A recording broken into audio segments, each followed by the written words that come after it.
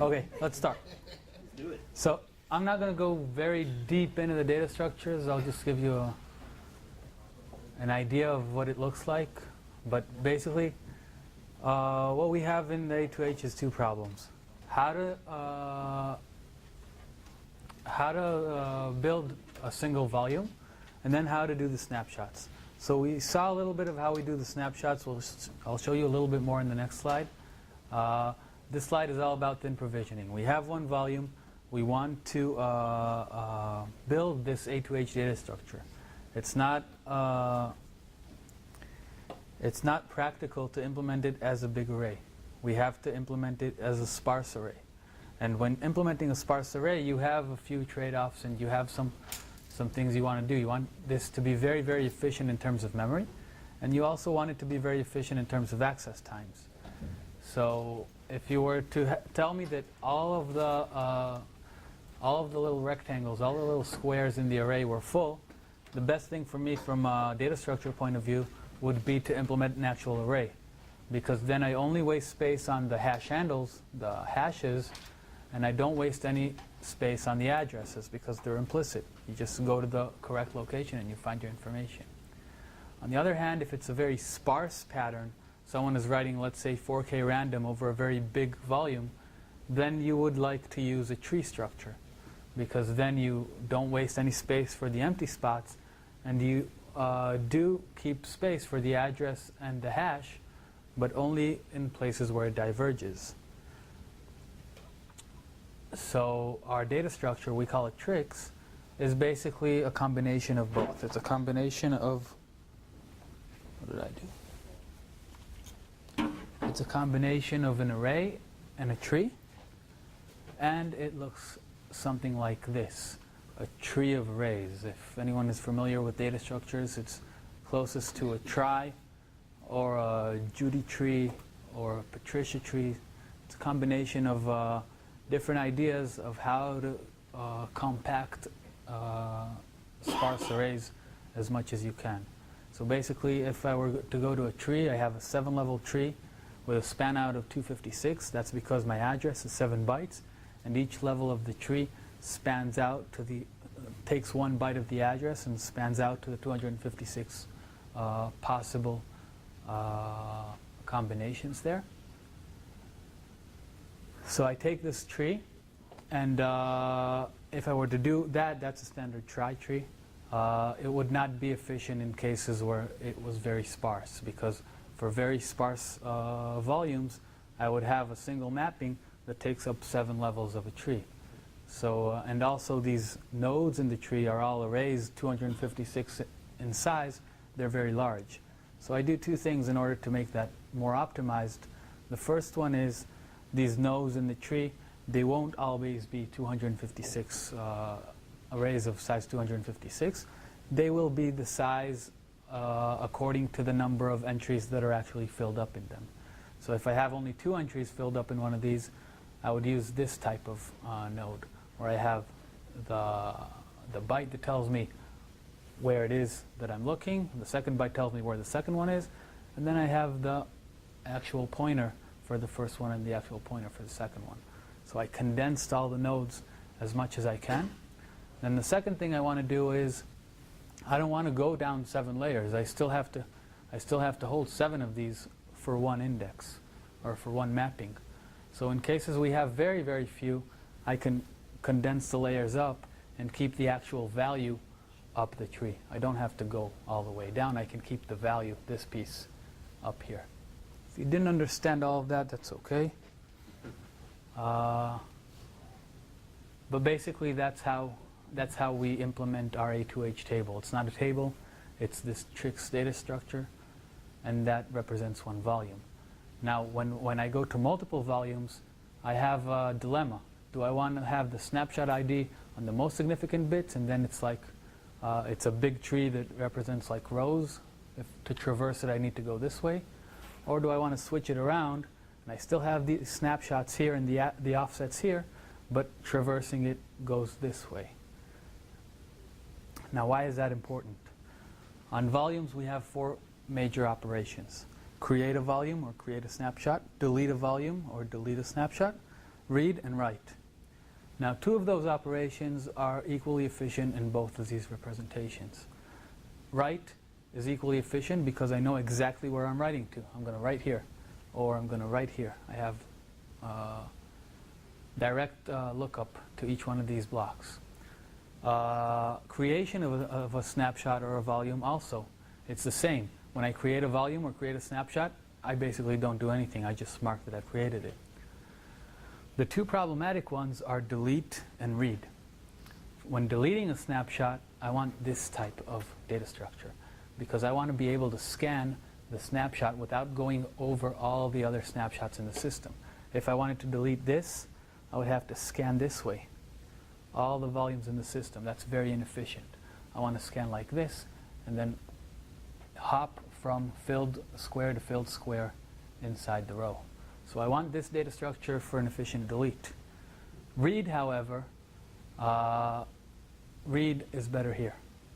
Let's say I want to read something from address from offset 3. Now I'm trying to read from snapshot 5, and now I read here and I see I don't have it. Now I have to go up and read from here and see if it has it, or up the snapshot tree. I don't have it on this slide, and keep checking more spots. Now that was I got a question about that. If the tree is very deep, will that result in increased latency? So the answer is no. If I were to do it this way, the answer would be yes. But if I have this structure here, I can read this entire column, bring it up to CPU, and do those lookups in my L1 cache, which is much, much faster.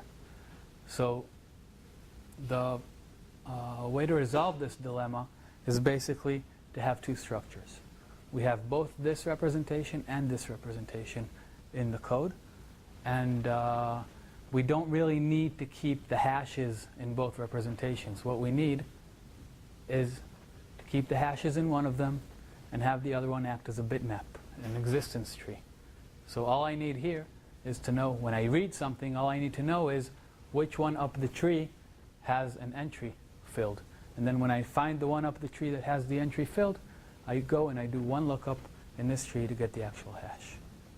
So if you didn't understand all of that, that's okay too. But basically this is how the inside of the A2H looks. We have three main data structures. One is very, very small, telling us which snapshot inherits from which snapshot. The other is very, very large. This is our main table. And this one is in the middle. It's a bitmap, allowing us to understand in one lookup where I need to go up the tree in order to find the hash I'm looking for when I'm reading. That's the A2H. And all of you that zoned off during those past few slides, we're going to switch to a new topic now so you can start listening again. One thing I want to comment is that you can take away, even if you don't understand anything. In most, I think, if not all storage systems, people are used to trade-offs. They are used to, either a snapshot versus the performance, or the efficiency, or creation is hard, or deletion is hard, and so on. And people might challenge or be skeptic. How come you claim you don't have all these trade-offs? You are good in reads and writes and deletion and creation. It doesn't sound, maybe we don't sound credible. So there is no real way to convince anyone unless they either understand this, which will not happen probably, or they test the system, which will happen. But it's important, I think, for all of us to be aware and feel the confidence that this is not magic. This is amazing engineering, and there were a lot of decisions and design ideas that were made in order to avoid those traditional trade-offs. People are just not doing this today. Yeah, one more thing too is Pure Storage will also claim that their snapshots don't have any performance difference compared to their parent volumes. I don't know if that's true. In our experience, we haven't been able to test that. But one thing I can tell you is that even if it is the same, it's the same as their already crappy parent volume performance. So it's really not the same thing as this, even though they make the same thing. He's loving this. And the main reason is because Pure cannot fit their metadata in memory due to the reasons that have been repeated many times, because they have so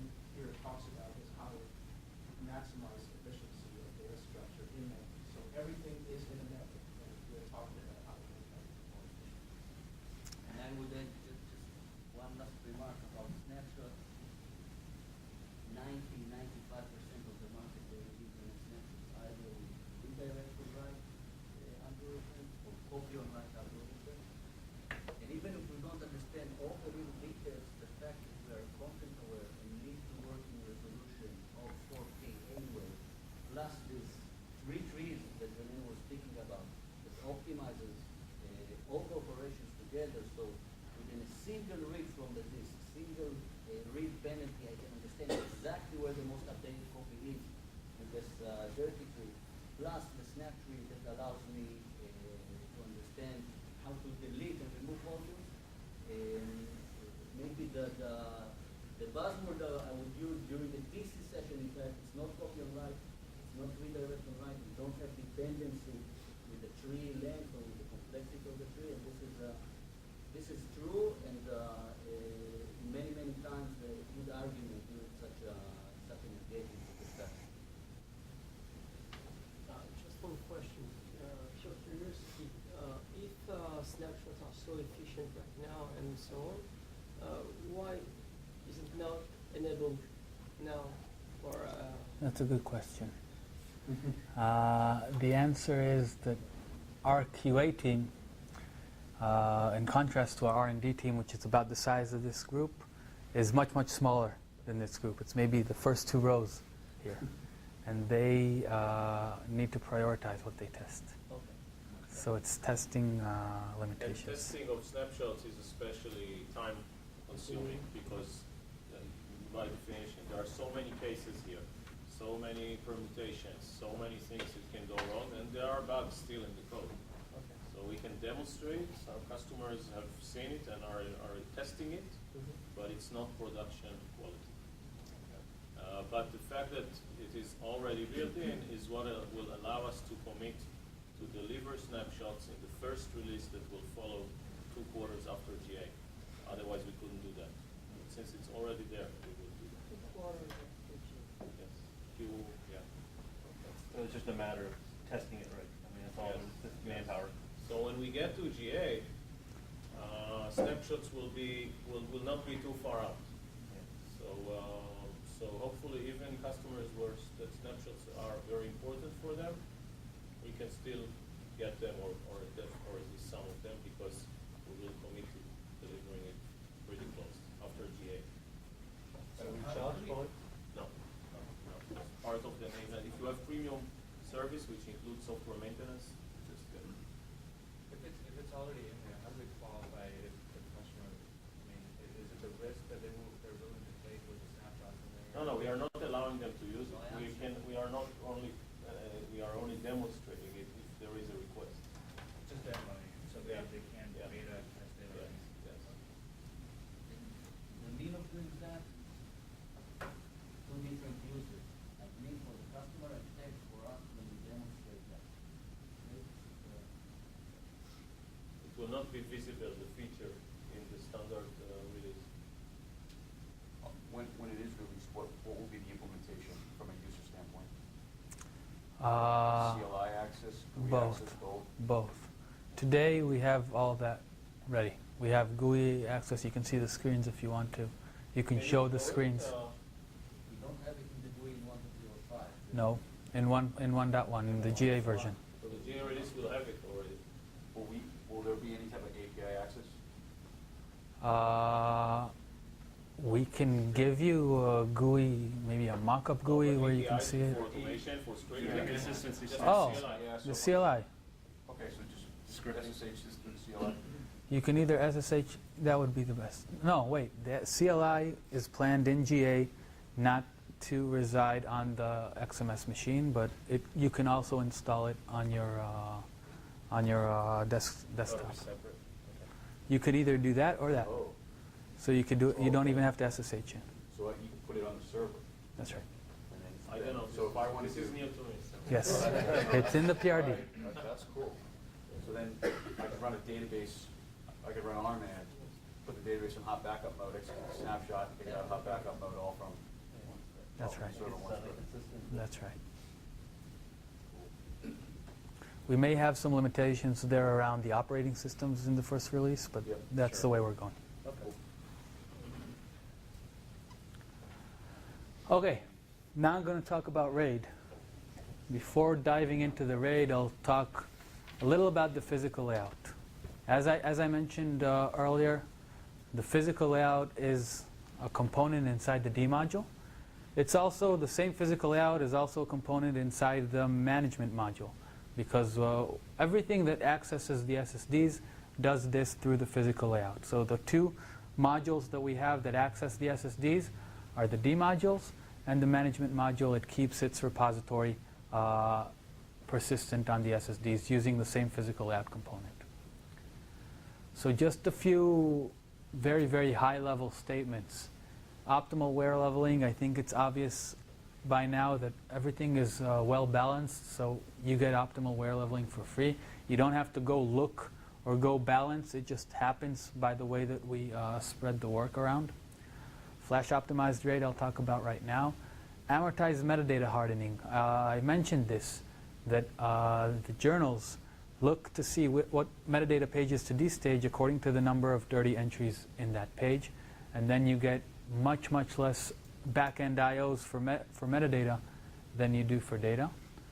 And no garbage collection. I think a lot of people have talked about this no garbage collection philosophy before me, so I don't need to say anything about it. Okay, so let's see what do we have on these SSDs. Each of these rectangle now represents an SSD. We have 25 of these in a brick. And how are they laid out? So we have partitions on them. They're not actual partitions, or we spread out the SSDs according to the addresses. We give this partition to this module, this partition to this module, but each one of them knows which addresses belong to it. And it's basically, in this drawing right here, in this example, if I have two D modules in the brick, half of each SSD will belong to one D module, half of each SSD will belong to the other D module. In this case, this is a brick with the management module running on it, so I have a small partition for the SIM repository. This is not drawn to scale. The SIM repository takes less than 1% than the actual SSD space. The reason we did it this way is because our RAID scheme is closest to RAID 6, it's n+2. So if we were to give the first D module a bunch of drives and the second D module a different group of drives, we would have n+2 for this one and n+2 for this one. That would be 4 drives lost on parity. Because we do it like this, we stripe horizontally. Each D module runs the RAID across all of the drives, be it half the drives, but all of them, then we only lose 2 drives for parity overhead. So that was the logic behind that. And inside each one of these partitions, the D module partitions, it's further subdivided into the different types of data and metadata. This again is not drawn to scale. User data is around, or NGA will be around 80% of the space. But you should be familiar with most of these. User data obviously is the user data. A2H is A2H metadata. H2P we discussed, it's the H2P table that needs to also reside somewhere on the drive. Full hashes, we didn't discuss this, but actually every time until now when I said we keep the hash in memory, we don't actually keep the entire hash in memory. SHA-1 has a 20-byte digest. We only keep 6 bytes of those 20 bytes in memory, both in the A2H and in the hash MD, in order to conserve space.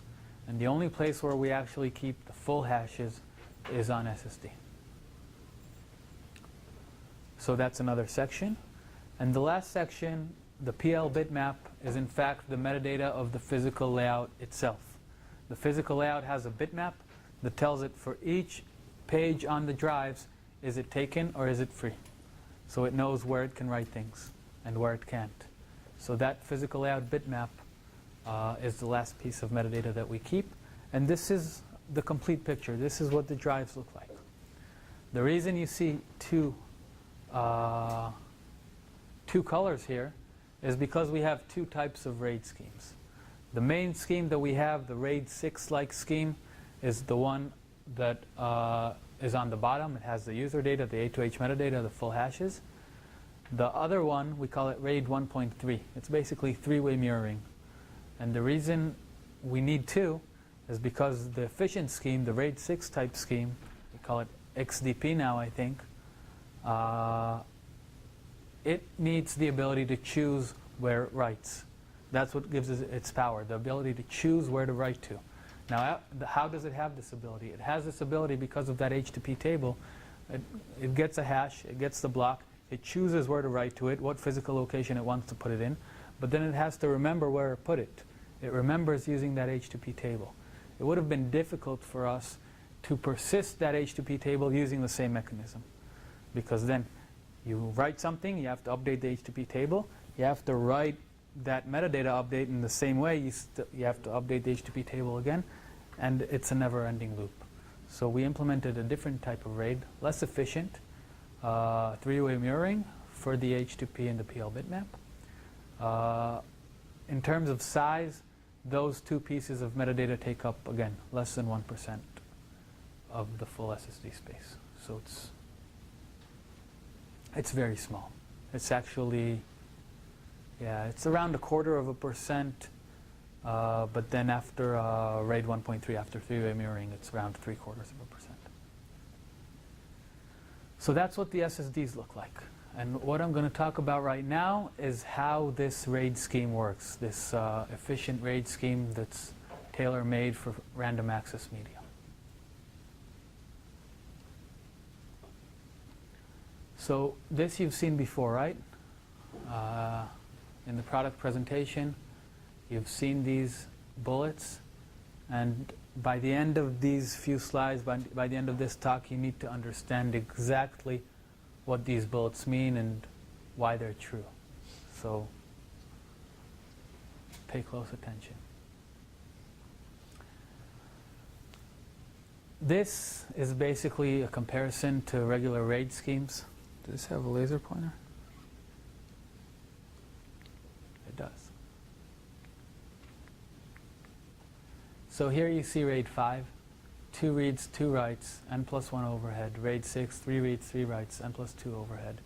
And RAID 1 is 0 reads, but 2 writes and 50% overhead. So what we wanted when we set out is to have a RAID scheme that's as good as RAID 6 in terms of the overhead, as good as RAID 6 in terms of the protection, but does not have this very, very bad performance numbers. And in fact, we would have been happy to meet these performance numbers of RAID 1.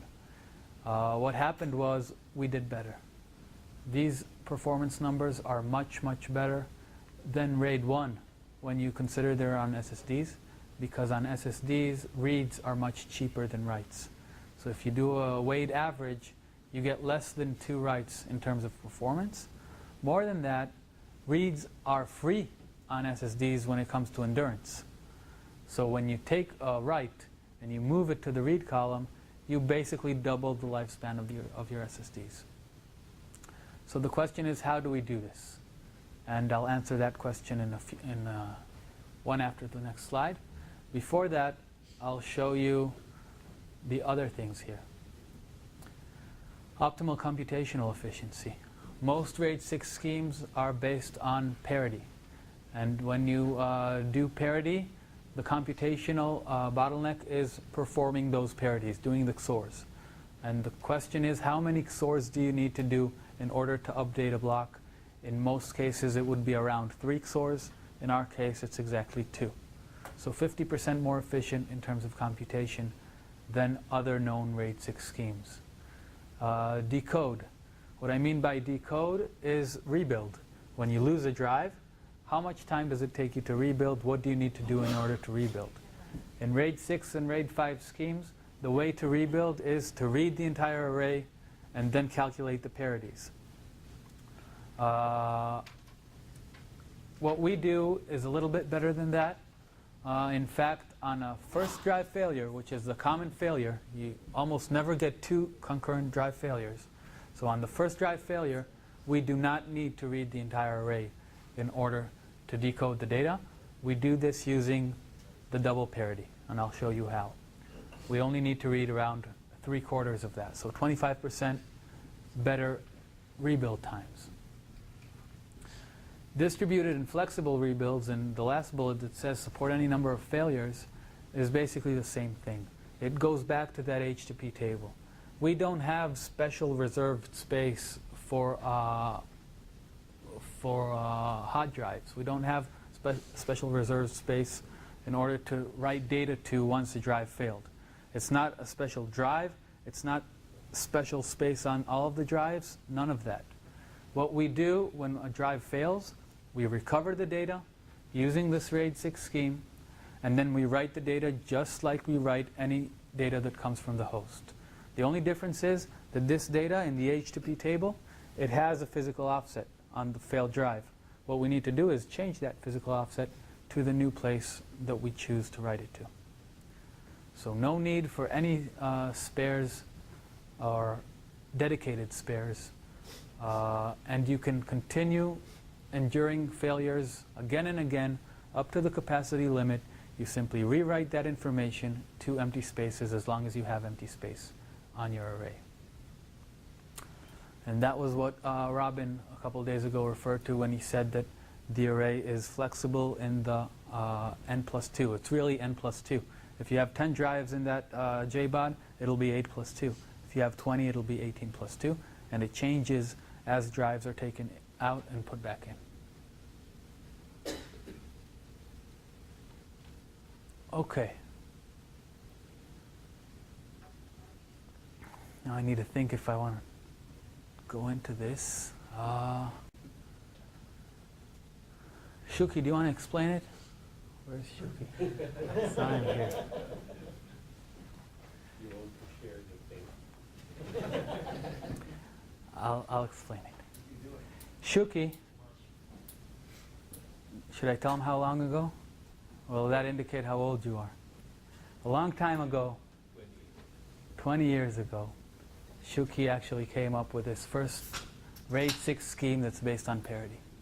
Before that, erasure correction codes were used, not for RAID 6, but that was what was known, mainly Reed-Solomon.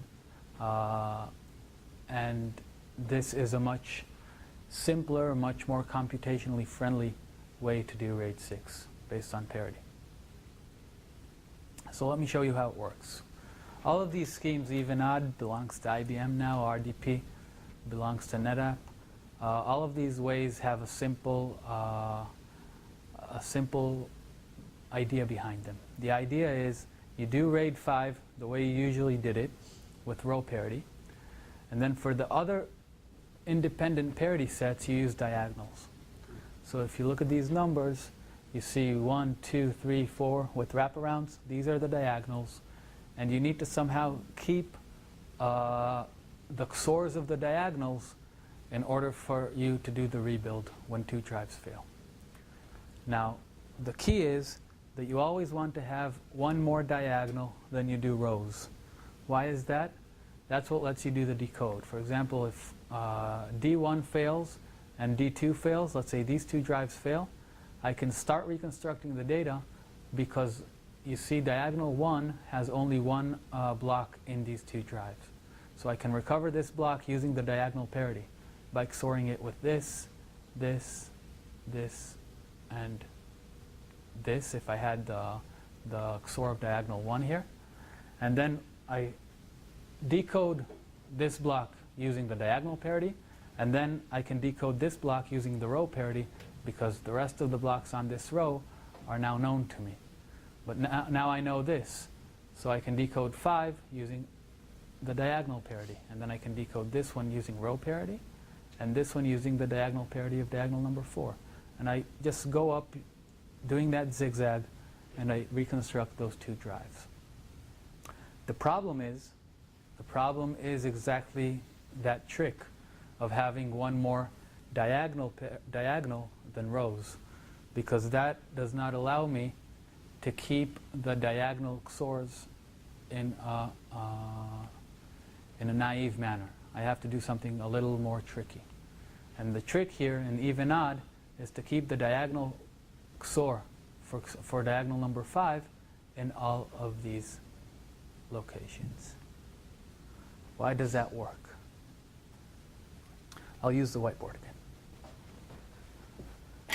Basically, what I need to do in order to decode using the zigzag method that I showed you is to figure out the XOR for diagonal number 5.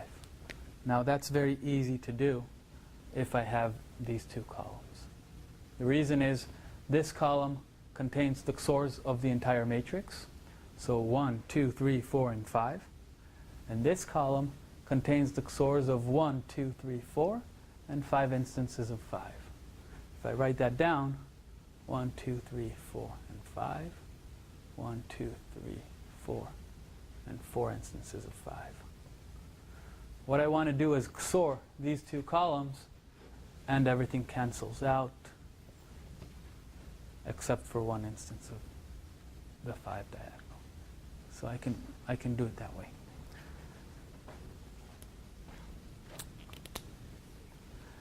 What is the problem with this scheme?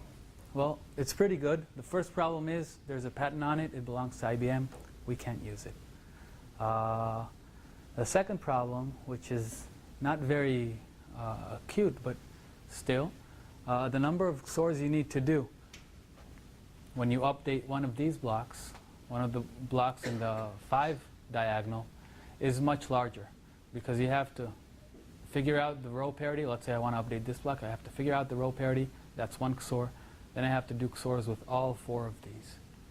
However, if it's a different one, if it's like this block right here, it's only 2. A parity, I have to XOR with this one and with this one. The optimal is to always have them 2.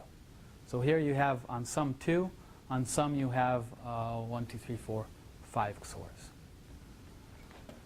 Another problem is that if you were to hold each of these squares as a 4K block, that would mean more I/O. Actually, to update this block here, number 5, you would need to do 1, 2, 3, 4, 5, 6 read modify writes. 6 read modify writes is more than 3, which is the RAID 6 standard. To overcome that problem, what people are doing is they don't keep this as a 4K block, they keep this entire column as a 4K block. And then it's again 3 IOs, 1 for this, 1 for here, and 1 for here. So let's see how we do it and why it's a little bit more efficient. And then we'll really run into how we do the reduction of the number of IOs from 3 and 3 to 1.2 and 1.2, and that's much more efficient. Okay, so basically I told you the problem here was that we didn't have a place to keep the XOR of the 5th diagonal. What we did to solve that problem, we made this column a little bigger. Now you need to remember that this is one RAID stripe, and we have many of those. And in each RAID stripe, the parity columns are on different drives. So this does not mean that we need one drive to be bigger than other drives. However, there is a problem because parity columns move around from drive to drive. When disks are added, when disks are removed, we want to keep a perfect balance of parity columns so there's no hotspot disk that gets more IOs than other disks. So what we need to do is, we can't move this around. If we need to move this here, we need to push down a bunch of stripes now. That's a very serious copy operation. To solve that, what we did is we took this extra Q location and put it at the bottom of the disk. So every stripe has another extra Q block at the bottom of the disk, and we know how to correlate them. That, of course, is not possible using magnetic drives. That would cause you an extra seek, and it would kill your performance. Right. So that's a nice simplification that we were able to do that was not done before us because we use SSDs. And this simplification gives us the 2 improvements over previous schemes that I mentioned. The first one is it's optimal in terms of XORs. It doesn't matter which block I update. Let's say I update this one. I always need to XOR with 2, the row parity and the diagonal parity. So that's optimal. The other thing that it gives us is the ability to have each of these blocks be a 4K page. We don't have to do that trick with the columns. And what that gives us is the faster decode. Basically, for the first drive failure, what you would usually see in RAID 6 schemes is that you only use the P parity for first drive failure. You basically look at it as if it was RAID 5. And that means that to reconstruct, let's say D0 failed, to reconstruct these 4 blocks, you need to read the entire array except for the Q column, which is very wasteful. But you have extra redundancy here. And you can use that extra redundancy in order to read less. The way to do that is you take half of the blocks in the drive, in the stripe, and you reconstruct them using row parity. Then you take the other half of the blocks and you reconstruct them using diagonal parity. How does that save you reads? It saves you reads, I don't know how well you can see this, but let's say I reconstruct this block using row parity, so I need to read all of these. This block using row parity, so I need to read all of these. This block using diagonal parity, so I need to read these. And this block using diagonal parity, so I need to read these. It saves me reads because I read some of these twice. I obviously don't read them twice. I keep them in memory. But by reading these twice, I saved these reads. So this brings us down from reading the entire array to reading around 3/4 of the array. Faster rebuilds of the first drive failure.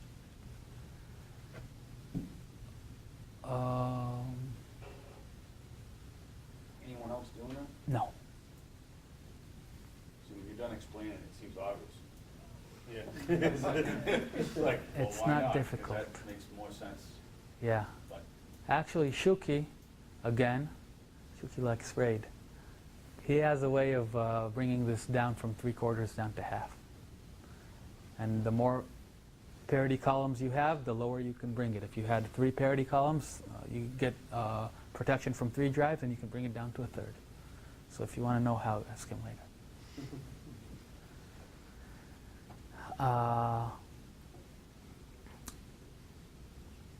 What else did I want to say here? There is a downside here. The downside is that I have more overhead for my parity, because instead of keeping 8 blocks here for parity, I kept 9 blocks here for parity. So it's not exactly n+2. However, in our real system, we don't use stripes that are 4x5. We use stripes that are 28x29. So 1 out of 28 times 29 is nothing. So it's negligible. So now I showed you the RAID 6 type scheme that we use. It's our own, so we don't infringe any patents. And it's somewhat more efficient than the other RAID 6 schemes. However, I still did not show you how I reduced that 3 + 3 number to 1.2 and 1.2. Here, if I update a block, I still need to read 1, 2, 3 blocks and write 1, 2, 3 blocks. And I'll show you how to do that right now. So it's very easy. It is. And it's so easy that sometimes I need to explain it twice.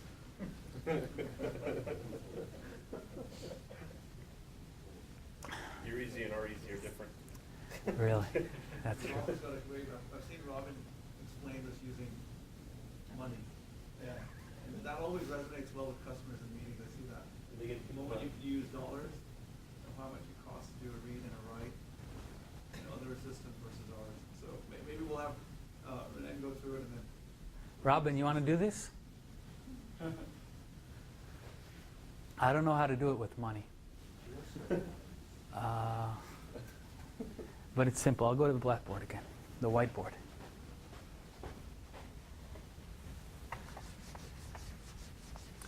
The trick is that we don't care where we write things. That's for 3 reasons. First reason, SSDs, you can write wherever you want. Second reason, we have that HTTP table. We can write wherever we want, update the HTTP table, we'll know where to find it. Third reason, we don't have overwrites in the system. Because it's a deduped system, you will never have to overwrite anything. We only increase reference counts and decrease reference counts. So we always write new data, or if a reference count goes down to 0, we have data that we don't need anymore. We never have to overwrite anything. And that gives us the freedom to write wherever we want. And with that freedom, we can reduce those numbers significantly. And I'll show you how. I'll give you an example from RAID 5 and you'll understand it immediately.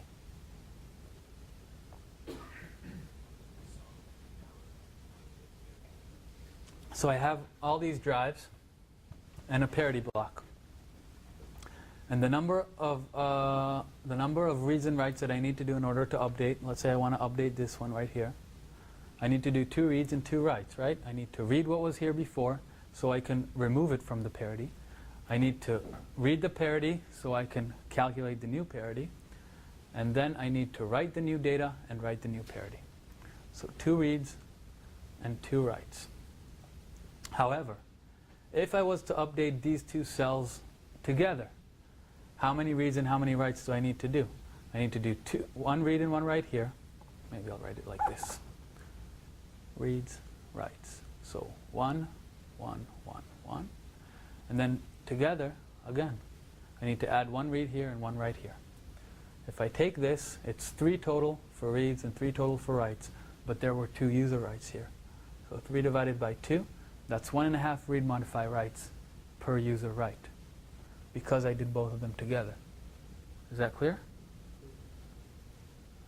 I can explain it again. Like I said, it's very simple, so sometimes I need to explain it more than once. Basically what I'm doing here is I'm spreading the overhead of reading and writing the parity over multiple reads and over multiple user writes, in the same way that you would do when writing a full stripe. When writing a full stripe, it's much more efficient because you spread the parity overhead over all the blocks in the stripe. Only in this case, because we don't have garbage collection, we can never assume that a full stripe will be empty. But what we do is we choose the emptiest stripe and we fill it up. We always choose the emptiest stripe and we fill it up. And if I had 3 writes here, that would be 1, 1, and this would be 4/3. So the more slots that I fill up concurrently, I reduce the overhead numbers because I spread the parity overhead over more user writes. And that's exactly how we reduce our numbers from 3 and 3 down to 1.2 and 1.2. And in fact, you can reduce them even more. You can, it depends on how many free space you have in your emptiest stripe. Now, because of the way we do things, I can tell you exactly how much free space you'll have in your emptiest stripe. It will always be 2 times the array's average.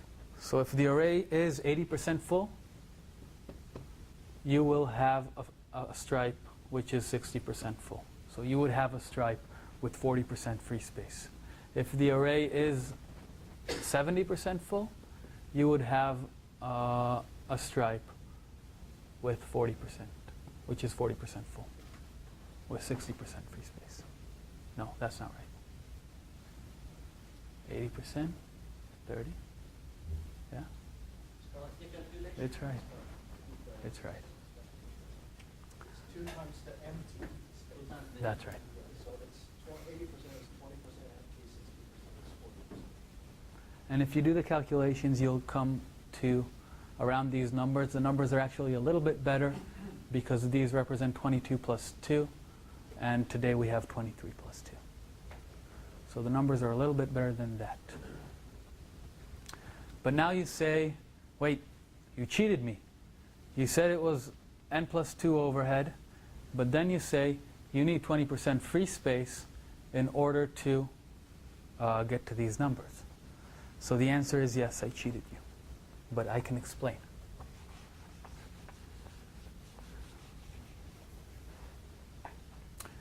Part of that spare space is not even available for the user. We have that spare space that we keep for ourselves, for rebuilds.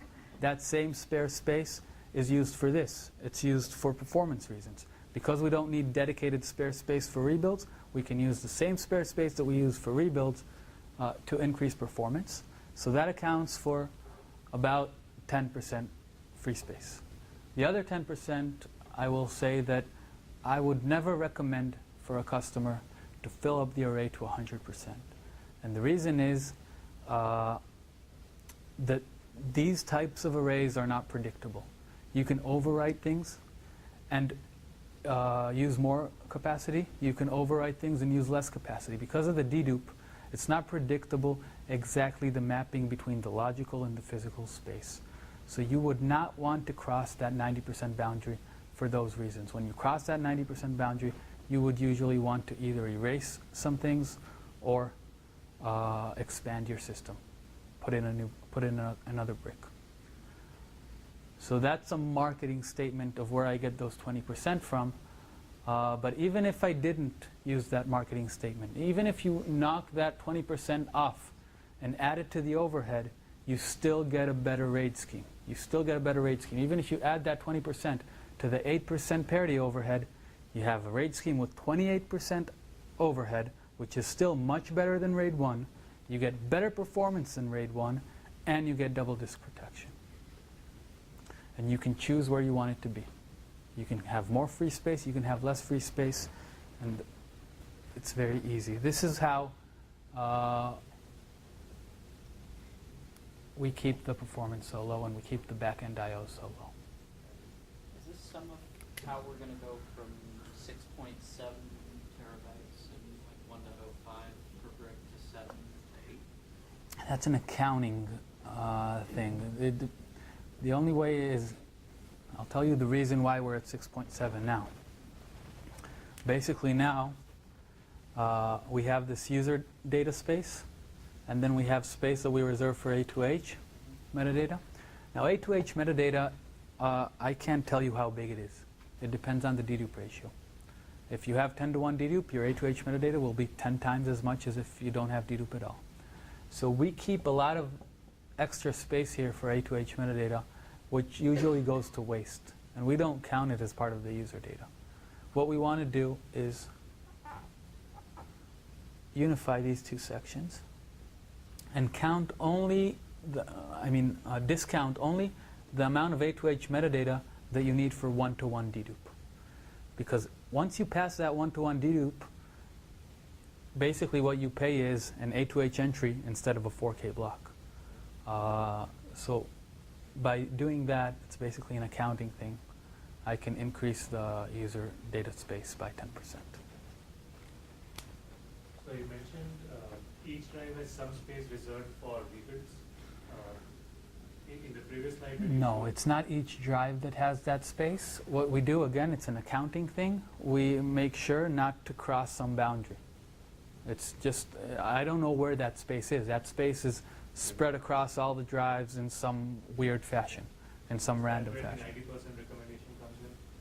Like, should we fit it more than 90%? It's actually, that spare space is again part of the 20 overhead percent, part of the 20% overhead we keep. It is. It's hidden. So it has space, I think, today for 2 drive failures. So the first 2 drives that fail, you won't see any capacity loss at all. We'll just dig into that space. If more drives fail after that, then you start seeing So the capacity it's already decrease. taken away from the user, that's it. That's right. And you mentioned it's not on all the drives? It is on all the drives, but it's not a dedicated space on all the drives. It's spread around. Reserved space is from allocated on all the individual drives. It's spread around in a way that Understood. the way it is It's not an equal percentage on every device. it would probably be an equal percentage just because everything is spread out randomly. On one individual. But we don't do anything active to keep that on each drive. We just, if we have 100 gigabyte, once we get to 90 gigabyte, we'll say out of space. And wherever the space happened to be free, that's the space. And out of curiosity, does the RAID dimension change as drives fail? You said it was 28 by 29. If 2 drives fail, will it go to 22 by 22? Stays. It's always 28 by 29. According to the number of drives that you actually have, the rest of the columns will be what we call virtual columns. All right. Those virtual columns basically hold all zeros, so they don't play in the parity game. But the height of the stripe is always 28.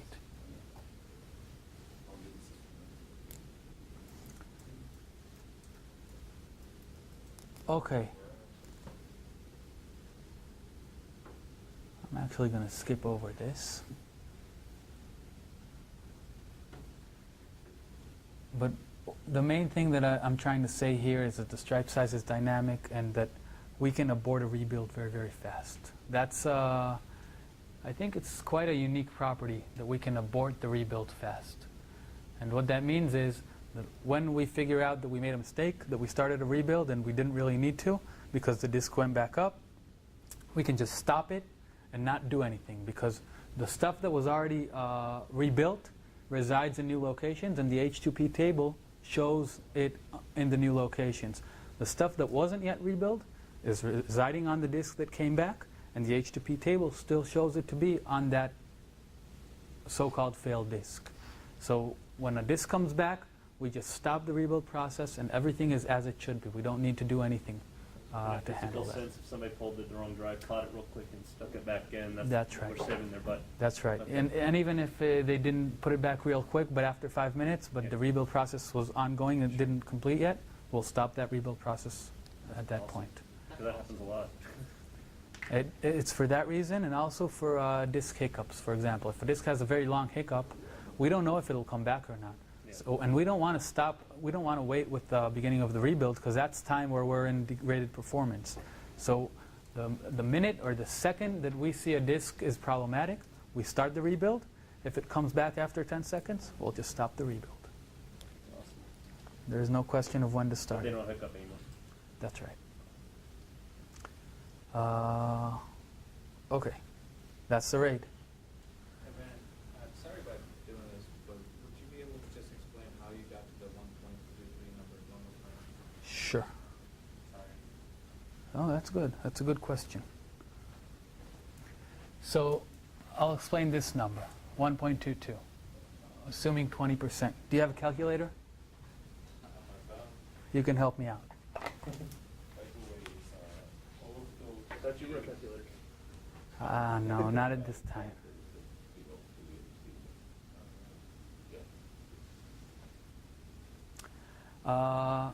So we have 20% free in the array. That means the empty stripe will have 40% free space. The overhead for parity is 8%.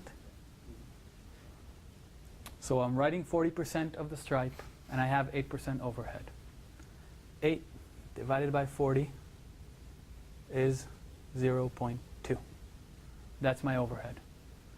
I need to read that for the parity, and I need to write it for the parity. And then I need to read the actual block and write the actual block, 1.2. I cheated a little bit here because it's not actually 8%. 8% is 2 out of 25. Actually, what you want to do is 2 out of 23. So it's a little more. Instead of 1.2, it's closer to 1.22.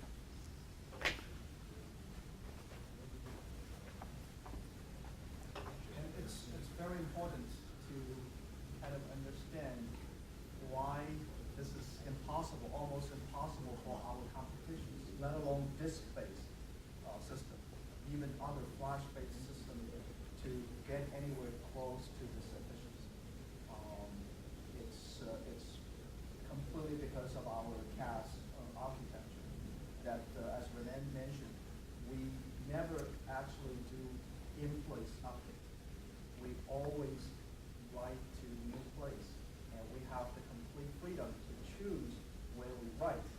That's why we can choose the emptiest stripe that has 40%, as Renan said, it's guaranteed to find at least one stripe that's 40% empty, and we direct all the new writes to that emptiest stripe. And this advantage cannot be replicated in any other system. You don't have any other flash or spindle-based system that you have this level of freedom. You cannot write to emptiest stripe, even if you have them. You cannot do that, because the application will dictate where the writes go. And whereas in our system, because it's CAS, so we can actually write wherever we want. So real-time decision, no matter what the data is, we're improving based on that. But then, hold on, before you release, the author of this great. No, I didn't do it. Yeah. And I forgot what I did. Well, apparently it came in handy now, so.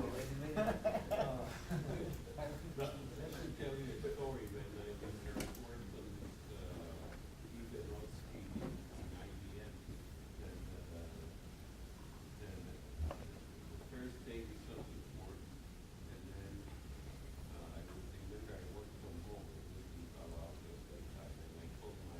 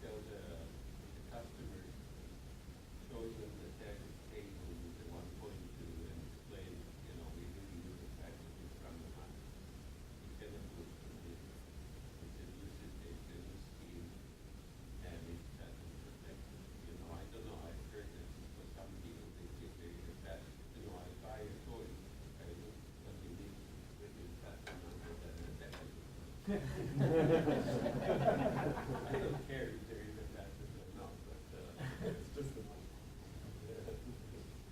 an art. Good, wonderful, and good luck, guys, with back to the site state. I hope to hear about the first deal. I physically cry when I hear about it. I'm not joking. You might be crying a lot. No, the first one. Oh, go in the first one. The first one. First need to read it. Yeah. Anyway, Shuki has to look, Shuki's leaving, he's got a flight, so I just thought Shuki might want to say bye. Yeah, I will see it. And if you have, so we talked to where is Carter. Carter here. If you have customers in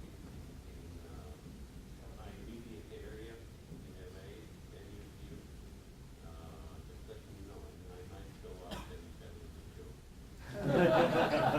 Or if they're on the travel or work or anything, to one of the other meetings, feel free to. Good luck. I think it will be very exciting. Very exciting. Wonderful. Thank you for that great job. I learn from every time you give a presentation because I don't know why, but I just enjoy it. Robin said he should be a professor, but I have a deal with the rule that I will never recruit you to do a PhD. You can reply.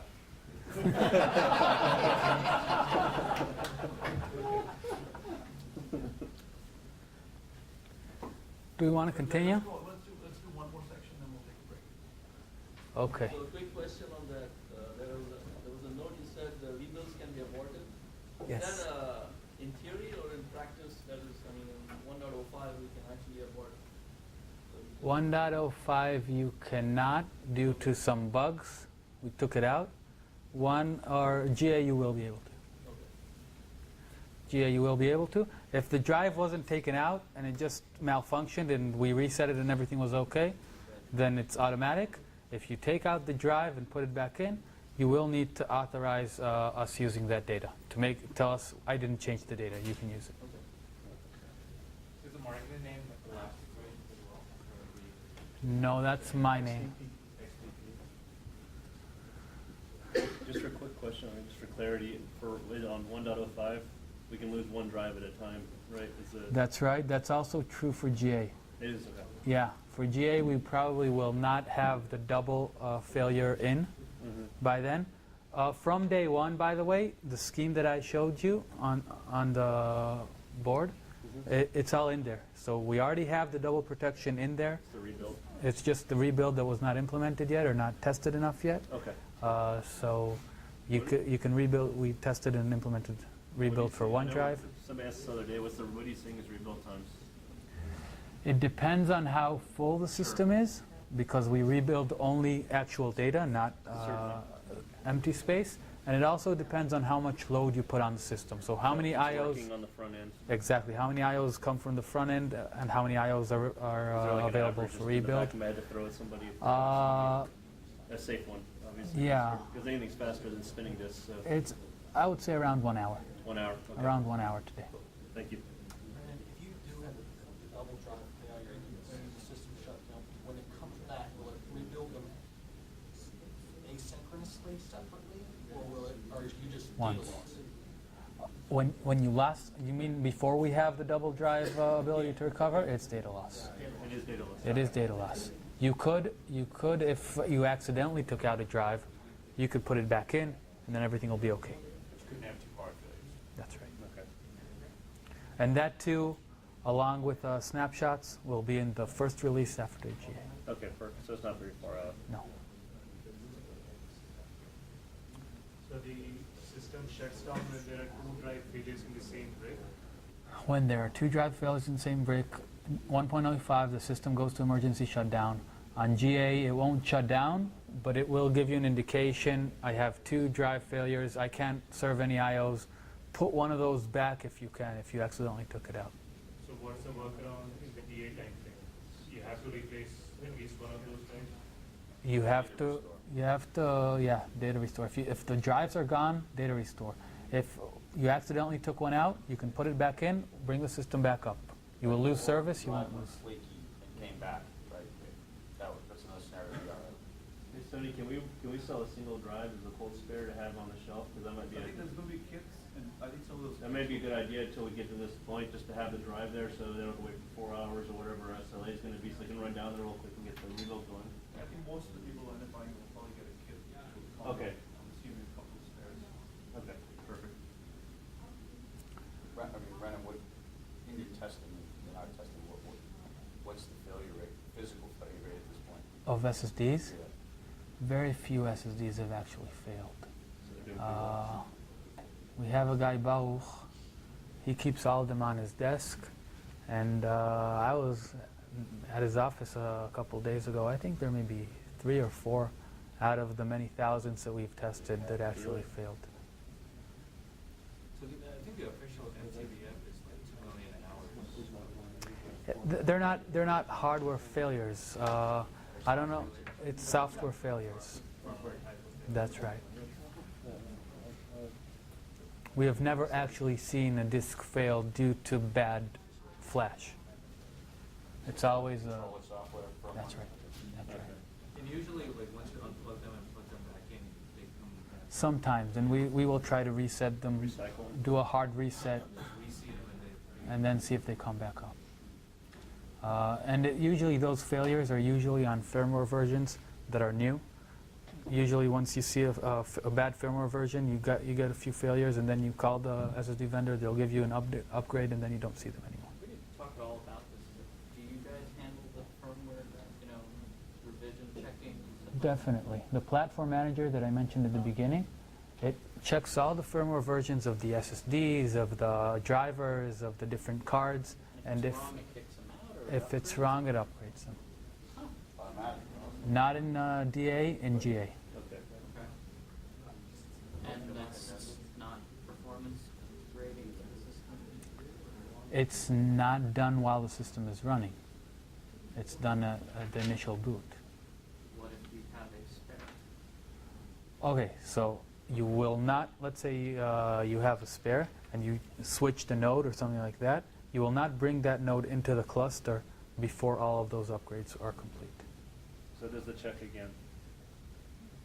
Yeah, Checks everything again? they check when you put a node in or when you put a drive in. It won't put the drive into the system before it does that Okay, so upgrade. it's not. Oh, so we'll the drive upgrade it check. first and then slip the drive, then let the ownership be dictated by them. That's right. The question was about firmware and how, like, a drive fails and, we ship a new drive and it's, 4 times newer and you have to make them all the same rev. How do you ensure that that's taken care of? Do you guys do firmware upgrades on the drives at any point after you deploy?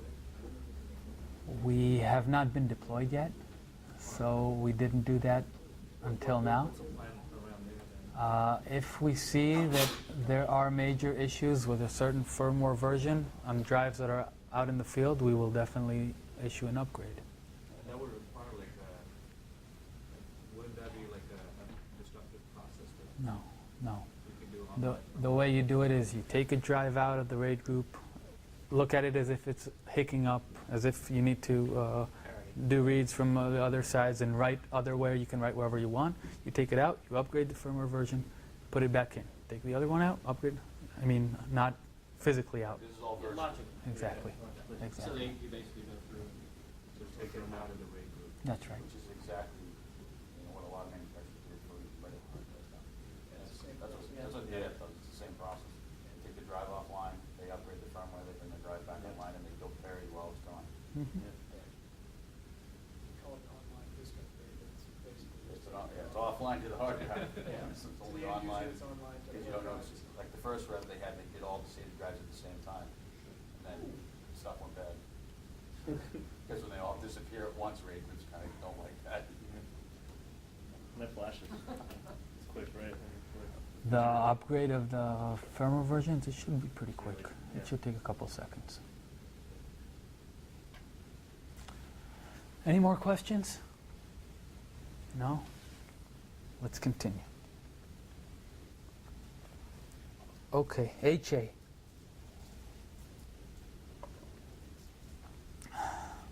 So basically, you've already seen two major parts of our resilience scheme and our fault tolerance scheme. One was the RAID.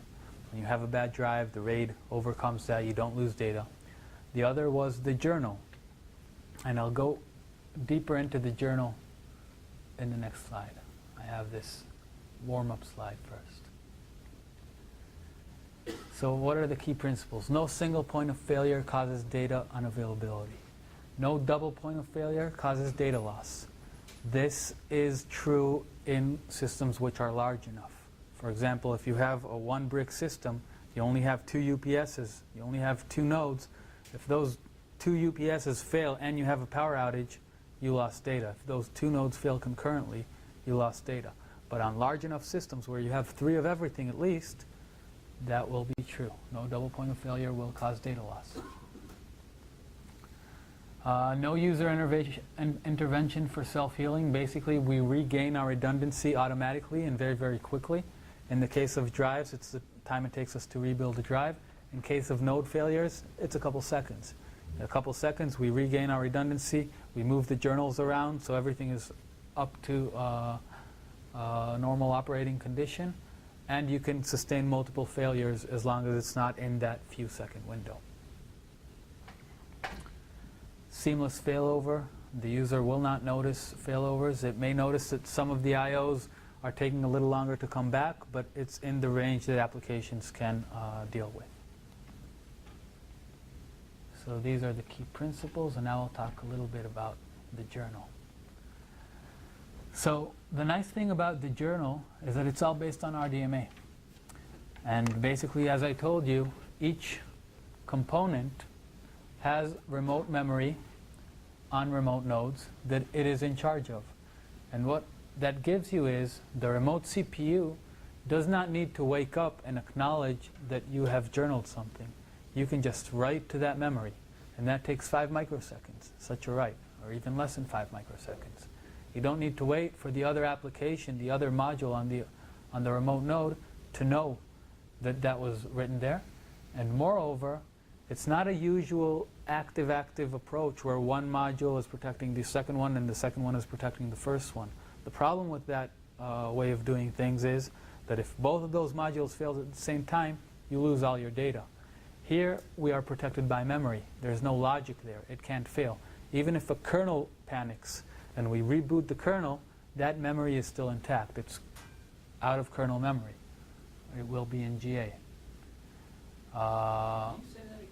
Yeah, I lost you on that part. I'm saying the memory does not need a piece of software to run in order for it to stay valid. As long as there's electricity, it's there, right? That's right. That's right.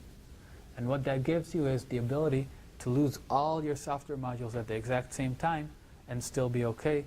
That is not very far-fetched. When you have a bug, it usually hits all of your software modules at the same time.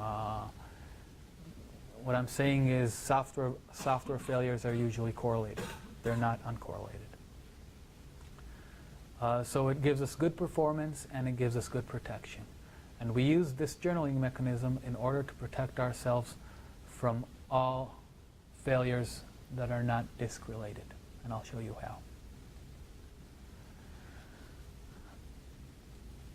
Okay, 3 journal types. I think we covered 2 of them already. The data journal is basically the UDC protecting itself. Metadata journals, all the different components, the A2H, the HashMD, the PL protecting themselves. The transactional journal is to keep atomic operations. I'll give 2 examples of atomic operations. A2H update and HashMD reference count increase. When I write something, I want to increase the reference count, I want to point to it from the A2H. Those 2 things should happen atomically. Otherwise, the reference count is too high or the reference count would be too low. To make sure they're atomic across software crashes and hardware crashes, we use a transactional journal that keeps a log. We started doing this. If we fail in the middle, we know to roll it back or to roll it forward. Another example is in the RAID. When we update a RAID stripe, you can't actually write atomically to all the drives. You wrote to this drive, you wrote to this drive, you didn't update the parity yet, and the module fails. What you have now is an inconsistent stripe. If you do the parities, they won't add up to what the parity actually shows. So you need to fix that. Again, we use a transactional journal to tell us where we were, and we can either roll it back or roll it forward according to the state. In this, we discussed the metadata journal keeps track of where the entries are dirtied, on which pages, and it picks the page with the most dirty entries for destage. This is actually very similar to the RAID scheme where we choose the emptiest stripe to fill it up. It's all based on the fact that we can write things wherever we want here too. This is RAM, it's random access. The persistent media is flash, it's random access.